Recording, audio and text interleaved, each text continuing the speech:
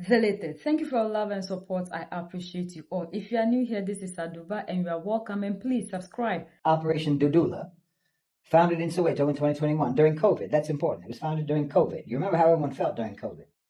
You remember the mentality that people were having at that time, how pent up people were, right? How many people were losing their jobs at that time? How many people were losing their businesses, losing their incomes and so forth? Everybody was locked up in their homes with that quarantine and whatnot. It was a pressure cooker. People were under a lot of pressure, just like it was in the U.S. You remember the protests over there? You had the protests in the U.S. People were burning things. People were stressed out. People were very stressed. People were very desperate. They were angry. And they needed something to blame. They needed some outlet for their anger. So they launched this Dudula, Dudula movement, at that time. Dudula means force out in Zulu. So they march, they blockade clinics, they confront migrant shop owners and so forth. They organize and whatnot. They wear uniforms as if they belong to a military unit.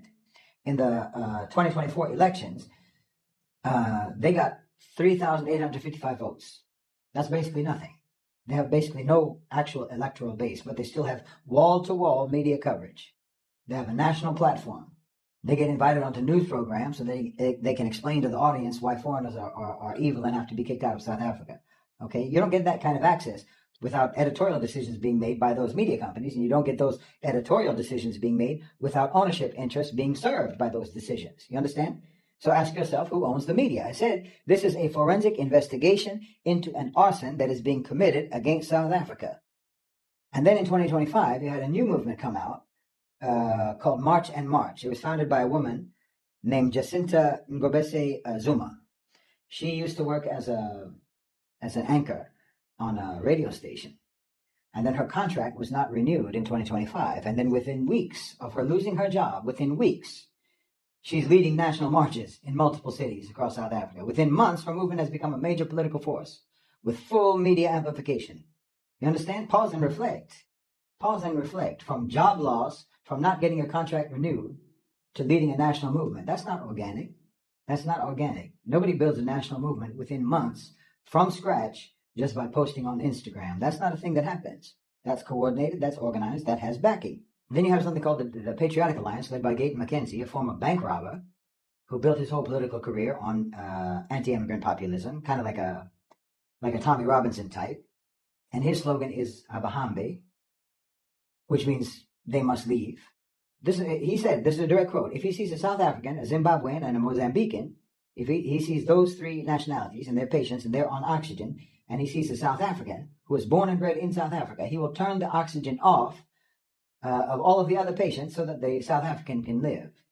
This is a man who's now in the cabinet. He has a cabinet ministry position in the South African government. Imagine a thug like this. Okay, so that's the machine, from the Oppenheimer family's think tank at the top, through AfriForum's Washington lobbying, through the NED, the National Endowment for Democracy, their backing, their civil society networks, their funding, and so forth, through the DA's political vehicles, through the Patriotic Alliance's populist wing, through the Operation Dudula, through March and March, their street operations, and so forth, all the way down to Leon Schreiber's deportation of 51,000 people a year. Okay, this is one continuous chain. Every link performs a different function, but they're all attached to the same thing. They're all attached to the same thing. And that's the biggest irony, subhanAllah. That's the biggest irony. It's almost a parody. You understand? They're all attached to foreign capital, foreign A national capital, to the A national OCGFC, and supposedly they're leading the charge against foreigners in South Africa. You know, I have a question for you guys. Who is she? Where does she come from? Who is sponsoring her? Who's sponsoring the platforms that she's on? Because you see, people that are doing this movement don't have money. They are broke. You can't just gather people. You can't just have a movement unless you have money. You can't change the world. You can't change a nation. You can't change a city. You can't change a town without money. So you have to ask yourself, where does she get the money from? Who is sponsoring her? And what is the real agenda behind the agenda they're trying to show us? I am very much South African, but I'm not a fool and I'm not stupid. This is why as Christians, we have to pray. Because the devil is very deceiving. All these people, all that they're doing, they are causing chaos, division in our country and crippling our economy in the name of people must go back to their country who are here illegally. There are ways to do things correctly. Listen, and listen to me hard. If you are really for the people, if you really stand for the truth, you disappear. If you are a true threat, you disappear. They put you out. She doesn't have power. They don't have power. They've been given a platform and given money. There is an organization that's sponsoring them to create chaos, division in our country, in our city, especially in KZN and in Durban.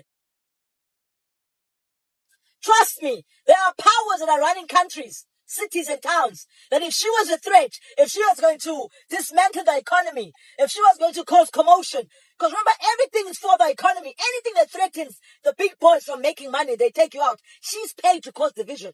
She may sound right. She may seem correct, but she's lying. She is working for the devil. This is why as Christians we have to pray for our towns. We have to pray for our city. Where is Waris? Waris stood up for the truth and they killed him. You know this. There's been many great freedom fighters, peace fighters that stood for the truth that were taken out immediately.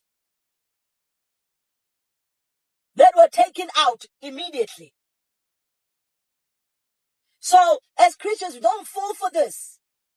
Do not fall for this. It's a lie. These people aren't who they say they are and stand for what they say they stand.